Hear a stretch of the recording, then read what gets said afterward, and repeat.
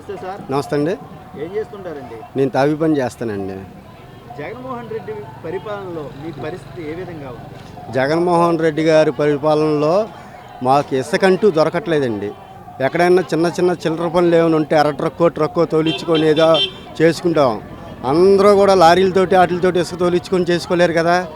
ఏదో చిన్న పని ఉంది, చిన్న గోడ ప్లాస్టింగ్ చేయాలి, ఒక ట్రక్ ఇసుక కావాలి, ఆ ఇసుక లేదు. ఇక్కడ పనులు లేవు, చేయించేవాళ్ళు కూడా లేరు. ఈ ఇసుక వల్ల ఏంటి మహా దారుణంగా తయారైంది తాబీ పని మేస్త్రి. ఒక తాబీ పని మేస్త్రి ఆగిపోతే ప్లంబర్ కానీ, వడ్రింగ్ మేస్త్రికి కానీ, రంగుల మేస్త్రికి కానీ ఎవరికీ పని ఉండదు.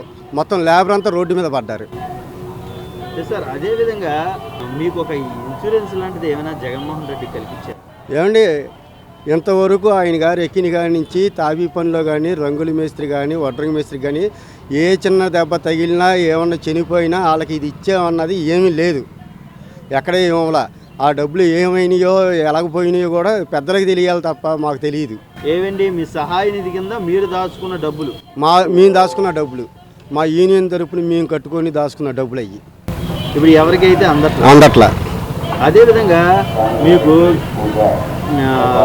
కరోనా టైంలో, కరోనా కష్టకాలంలో మీకు ఈ ప్రభుత్వం నుండి ఏమైనా సాయం అందిందా? ఏ రకమైనటువంటి సాయం మాకు అందలేదండి.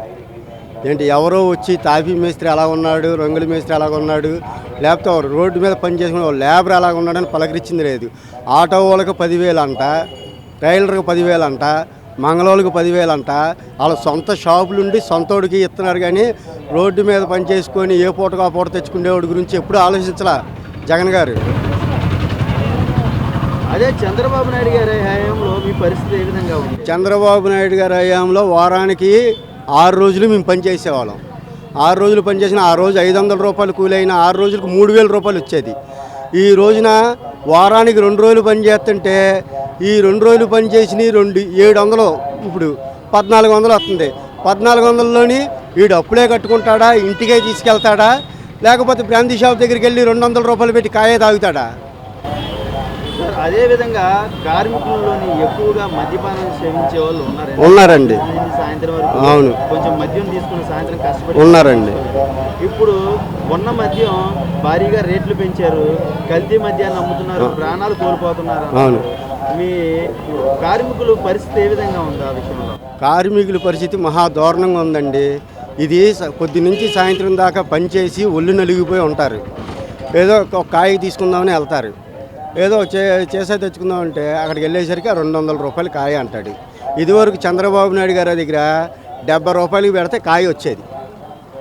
వెళ్ళాడు, ఒక కాయ తెచ్చుకునేవాడు, మిగిలిన డబ్బులు ఇంట్లో పడేసేవాడు.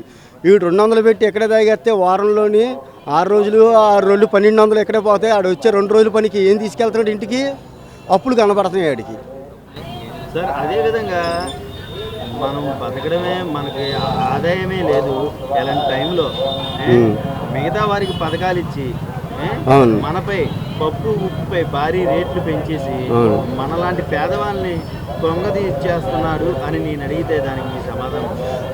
అది వాస్తవం అండి. అది పేదవాడిని పేదవాడిలాగానే తొక్కేశారు, పైకి రానివ్వకుండా. ఏదో ఆడేదో కష్టపడుతున్నాడులే, వాళ్ళతో ఎందుకులే మనకి, ఆ ఇసుక ఏదో వదిలితే వాళ్ళ పని వాళ్ళు చేసుకుంటారు అనేది ఏం లేదు. ఆ ఇసుక వచ్చిందంటే 40,000, 60,000, 50,000 అని అంటున్నారు. అదే చంద్రబాబు నాయుడు గారి హయాంలో 18,000, 20,000 ఉండేది లారీ ఇసుక. మళ్ళీ ఇప్పుడు అది టన్నేజీ లెక్క పెట్టారు. ఇప్పుడు ఈ ఇసుక అంతా ఎక్కడికి? ఇప్పుడైతే ఇసుక అయితే మన రాష్ట్రంలో దొరుకుతుంది, కానీ మనకు అందుబాటులో దొరకట్లేదు. ఎక్కడికి వెళ్ళిపోతుంది అంటారు? ఇదంతా ఈ ఇతర రాష్ట్రాలకు వెళ్ళిపోతుందండి. తెలంగాణకి, అటు తమిళనాడు రాష్ట్రానికి అటు ఇటు వెళ్ళిపోతుంది. ఇక్కడ ఉండి ఇక్కడ ఉన్న ఇసుక ఇక్కడ ఉన్నవాడికి లేదు. ఈ రాజకీయ నాయకులే స్మగ్లింగ్ చేస్తున్నారు ఇసుకని. ఈసారి అధికారంలోకి ఎవరు వస్తే మీ బతుకులు బాగుపడతారు? చంద్రబాబు నాయుడు గారు రావాలని మేము కోరుకుంటున్నామండి. మా లేబర్ అంతా చంద్రబాబు నాయుడు గారు వస్తే మమ్మల్ని ఒక రోజు చూస్తాడు. అంటే పక్కన జగన్మోహన్ రెడ్డి 175 వస్తాయి అంటున్నారు కదా. 175 ఎక్కడి నుంచి వచ్చేస్తాయండి? కూడా రావు. ఎక్కడి నుంచి కూడా రావు. 75 కూడా రావు. లేబర్ దగ్గరికి వెళ్ళి మాకు ఓట్లు వేయమని చెప్పి అడగమనండి ఎవరినన్నా. లేబర్ ఎవడేస్తాడు? ఈసారి జగన్మోహన్ రెడ్డికి ఎన్ని సీట్లు వచ్చే అవకాశాలు ఉంటాయి?